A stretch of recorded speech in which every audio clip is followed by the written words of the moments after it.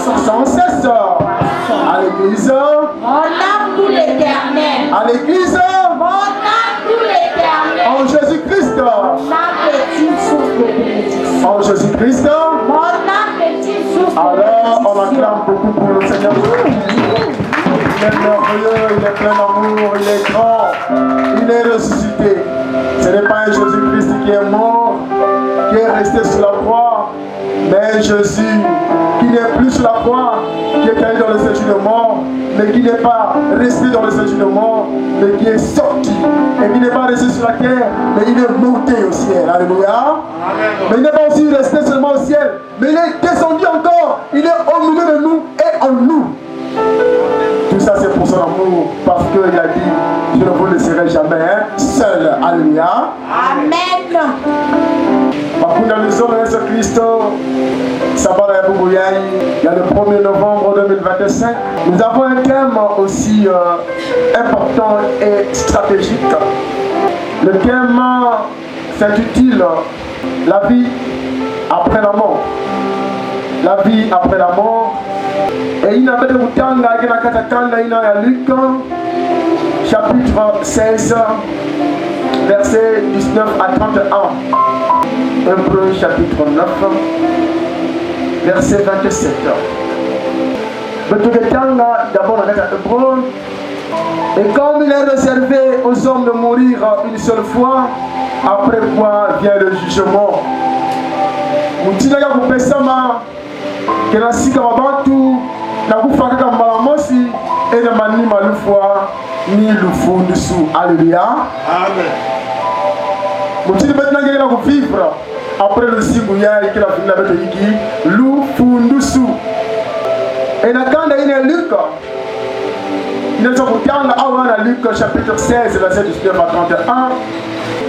Dans le solo, la Bible nous parle d'un homme riche. Vraiment. Il y a vraiment Bilele. Bilele, il y a chair. Vêtu de pourpre et de fin lin. Il y a une calme. Et chaque jour, il menait une joyeuse et brillante. Pas que non, qu'il nous bakaka, moi dengue, qu'il nous bakaka, moi nyongi, qu'il nous bakaka, moi baisse, il y a même si ma tête ou bien mon manquant, lui n'a pas connu ça. Chaque jour, il menait une joyeuse et brillante vie. C'est le rêve de tout le monde. Et pendant que lui il était comme ça, de l'autre côté, il y avait un pauvre qui s'appelait Lazare. Le pauvre. Il y a quelqu'un déjà pauvre. Mongo passe. Mathiam passe. Et donc, la couche de qui m'a dit, il y a quelqu'un obligé de hizo, il y a une femme. Pas qui s'y a pas dans le hizo, pas dans le salon. Mais, na mwelo.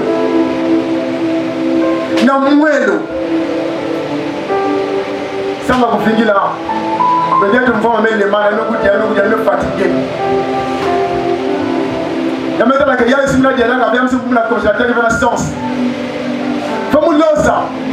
Alors, manqué, l'os la main qui m'a dit, pour plus de mwelo yann. Il a Bible même ça me dit Lazare. Et ce pauvre Lazare, non seulement qu'il était pauvre, aussi tout son corps était couvert d'ulcères. Bambouka, ulcère ni mbuta mfunga ina, buka ine na kuja luka, wala bokaka ulcère. Nous y batiad. Et pendant que yamke ku diamadi ya ina mfama kana kulosa, bayimbo ambeke kuiza, te kuiza kupela pe bambuka yann.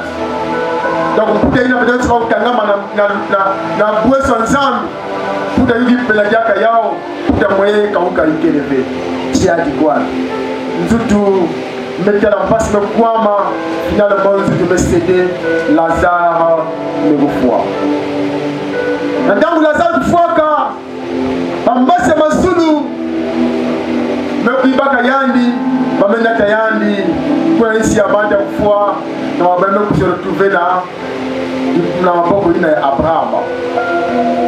na manima mvama mpe ki mvama ina mpe kusha kufua yana mkusha kuzika yani yamekwenda na hisi abanda kufua kuna mpe mena kisika ya kata ya mfetokoso isikani bandaka nuna nguna mesu na zulu ya mekala mutindu yae na dawa wana kata mkomu zulu. Alors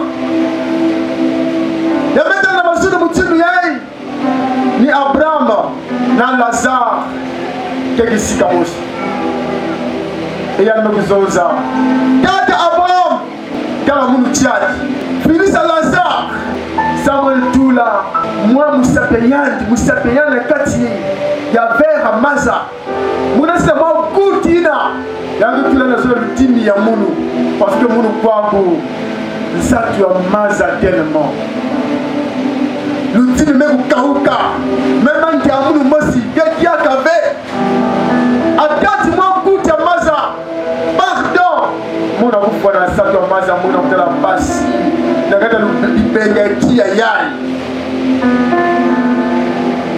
kuna besoin yake mambo kaka mtakuwa kuwa mais parce que maintenant c'est bien pour vivre yao sinon yake mambo passe nakata l'enfer parce que la vie après la mort mfama bali kuzinga yandi na quelle condition na bilele ile ya cher na matia ina ya mingi yenge kutia yenge lemana yenge bikana yao yenge losa yenge kulosa. Mais cette fois-ci, après cette vie, yamekwenda na kisika ina ke tia na tia kisika ina kele masa kele pe mati kele pe et ndo mana sato masa kuda luzoni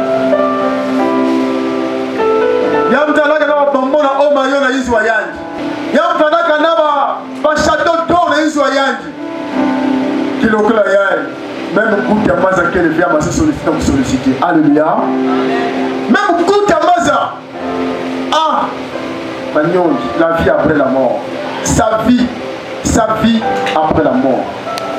Alors Abraham me kuzoza avec sa mfutu mwana munu bambuka moyo ngeva ndaka na bimvama mingi na luzingu na nge pe Lazare fana na kati ya mpasi na mfedo koso pe na luzingu na yandi na zula mtoto kasi na kiloko na yandi nzambe me kusuna manzangasa yandi kasi ngenge na utela mpasi d'ailleurs na kati ya bete na beno yakina di benga ya nene ina yakevera proximity beno baineke kuna beno pita na sika beto to beto baineke kwa pita na sika beno kuna façon kusala ikeleve. Alléluia.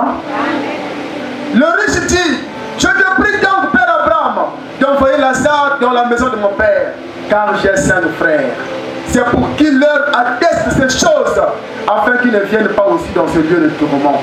Mais l'homme a sangeta d'Abraham finit sa muntu kuna raisi ya bantu ya moyo donc ya lusinga beno na beno yai sama kuna zonza na sika baineke kuna bakuyilama pour kuiza avec sika yai mukele sama kimpasi mo kulitila Abraham kupesa mfutu tibake na Moïse bake na mbikudi bakuwa bao ya mesonza wapi kati Abraham mukanisaka na muntu ya kufua kwenda sika bao mabaka kulubuka mabaka kulomba lemvo pe Abraham kuzonza kana bakuwa ve Moïse na bambikudi kena ba ukuna bake kutuma mave bake kundima peve même si yakena munda kufa be kata kwa kuna sika bao ibuna delu amen bien kuna lusolo beta la histoire bedesa kutanga vers le mputu parce que était le montroïde à cela ba de tangu déjà nous comprendre entre riche, le single riche, na le single pauvre. Riche na, mais ça va déjà mutina le singa, pe mutindu ya no manisina. Ba mutindu Lazare no singa, pe mutindu Lazare no manisina. Donc le banyo se sole, ba mwana kana mbanu ku wana kana le singu, ngo mapena mbanu sinu ke lu foi. Na manima lu foi kuna pe lu singu ya nkaka. Pe lu singa manima lu foi ina pe, mais ça va peut-être la mutindu ya no lu tira kana lu tira samu na ba unyo se sole. Yanda kuzonza kifirisa muntu na isi abate mona sika bete beno bubu yai bakuisa kupesa bete information bakuisa kulubula bete pour que bete kuyilama bete kuna ve kuna tena talaka mpasi kuna luzolo Abraham kuzoza ils ont Moïse et les prophètes ya kuna sama kulubula bao bakuyilama bakustoba kana mutina ve baombre kuiza tena mpasi kisikaina ndekene la vie après la mort.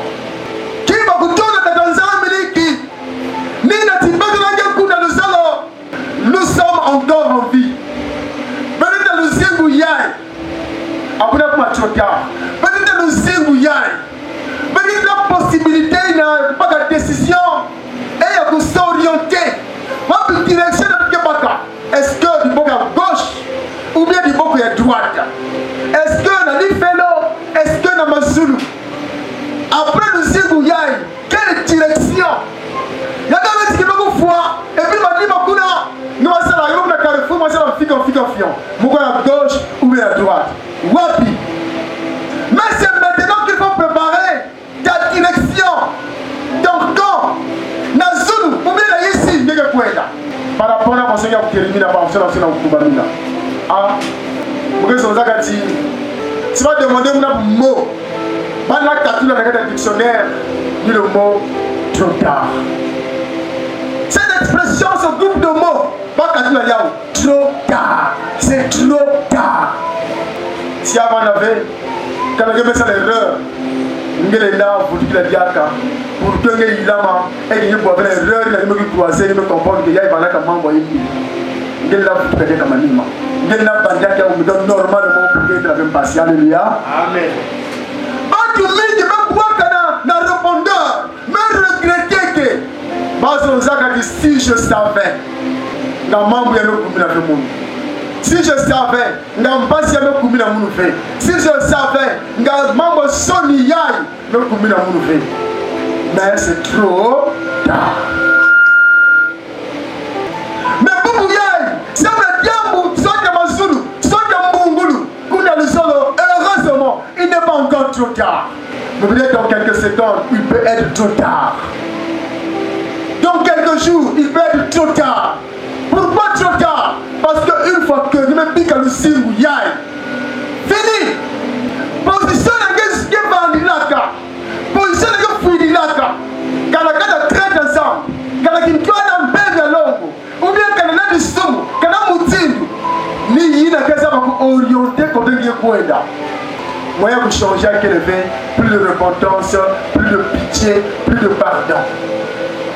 Une fois la vision, il y a là comme la Sakamounou. Il y a un enlèvement. Donc, au son de la trompette, que enlèvement qui va là, Moutindou, appareil photo. Je ne sais pas parce que mon photographe, mais ça va être froid dans Moutindou là. Donc, dès que ça, photo, c'est comme Moutindou, check. Façon Moutindou, quelle façon, il va là, maman, il a flash basikaka. Il façon la photo de basikila. C'est la mode de basika. Il va se demander si il y a une moule fait or. Il y a figure à l'être or.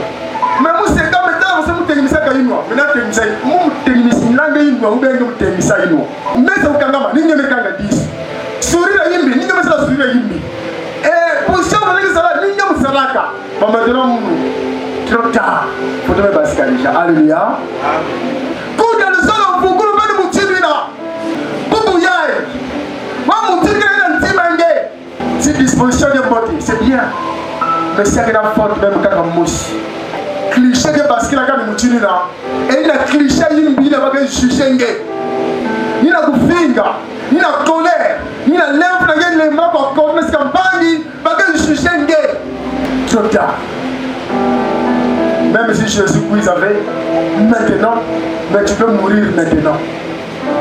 Dans le deux cas, Jésus l'a prise et c'est trop tard. Ou bien, c'est trop tard. La nyonso annonce qu'elle veut. Jour qu'elle veut, heure qu'elle veut. Alléluia. Amen. On va dire qu'on a la DGSP. Mais on a la DGSP à Bazou. Que jour, Bazou, Bazou, le Koulangunga. Tu n'as pas peur de ça. C'est maintenant l'occasion samna kutikitila na katani. Abraham et son ancien enfant Maïna, ils ont Moïse et les prophètes. Bah oui, il là-bas. Ça veut dire que dans le temps où Moïse était là, ni Moïse a encore un bikuti. C'est un wakanaka. Pour que Beno Kouwa Moïse n'a pas bikuti. Et Beno Kouwa a fait la vie vélo. Et papa, qu'est-ce qu'on remarque? Pendant que Moïse et les prophètes sont en train de travailler, au lieu de changer, il y a c'est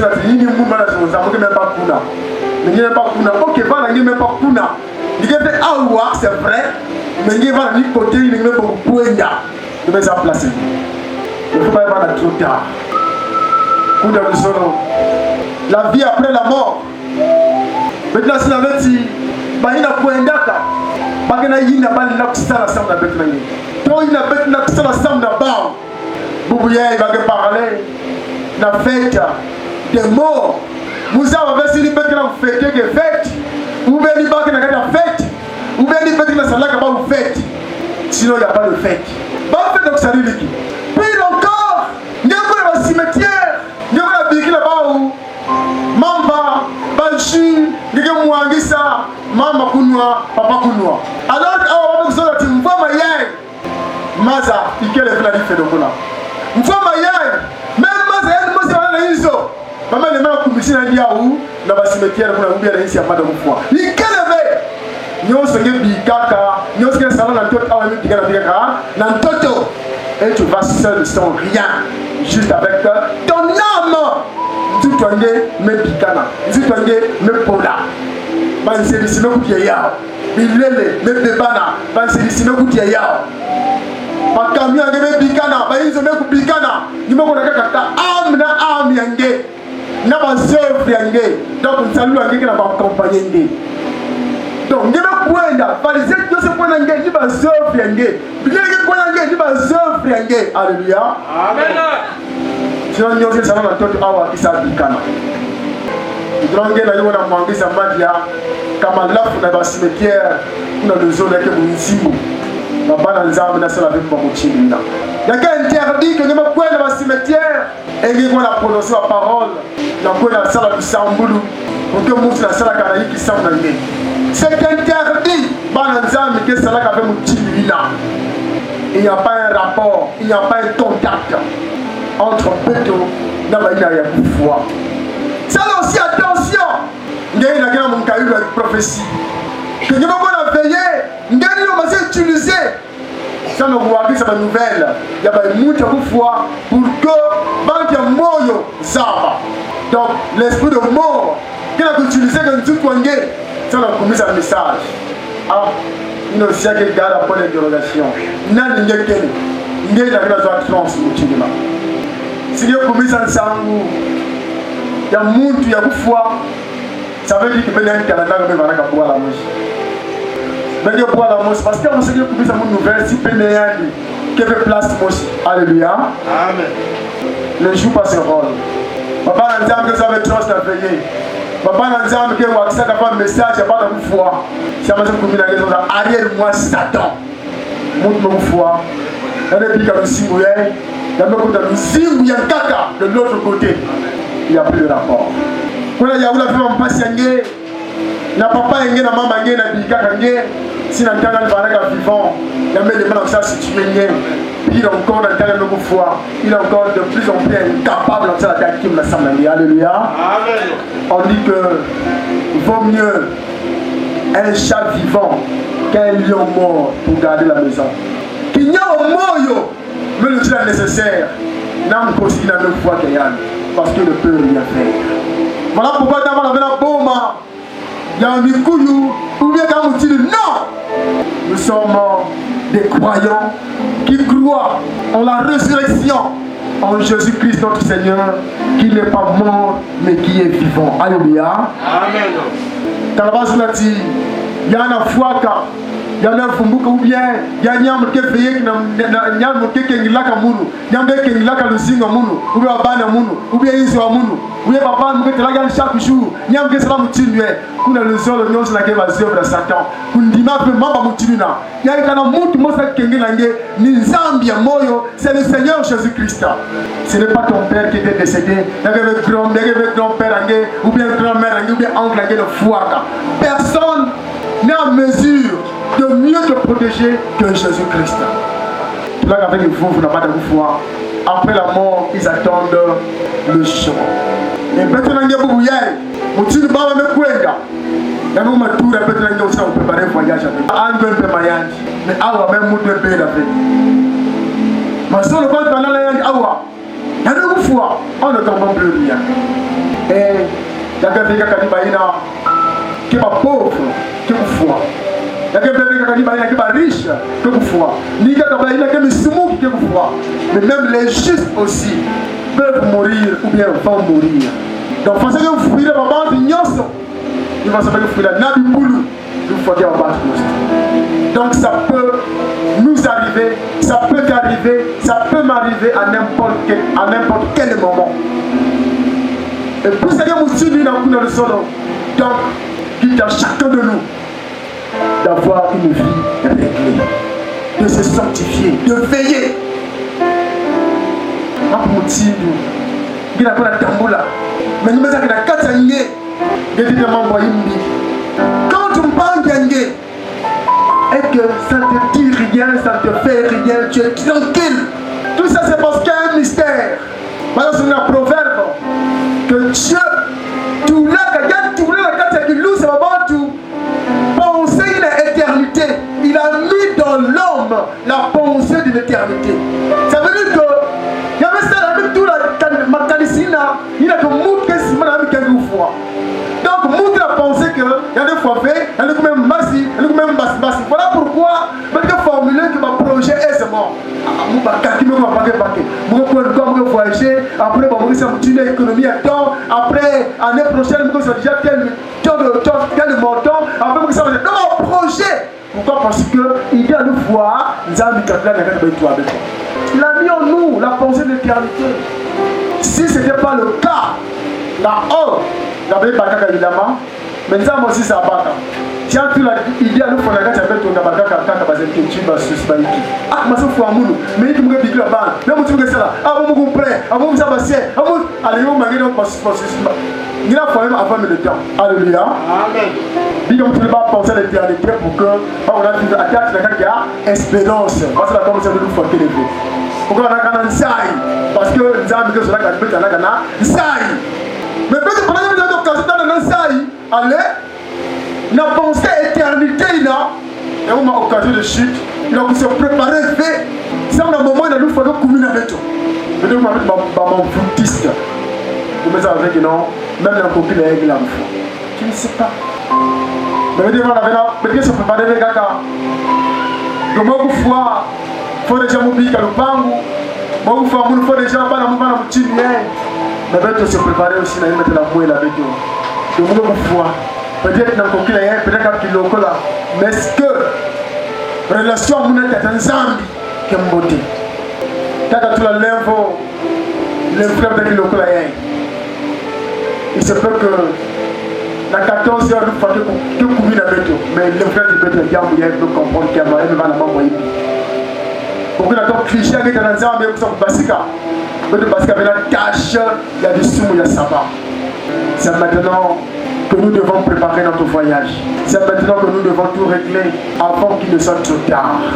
Il y a un ensemble, il y a la diamboyante, il y a le pèse de Pangolo, il y a le bouquet de Sabeto. Amen.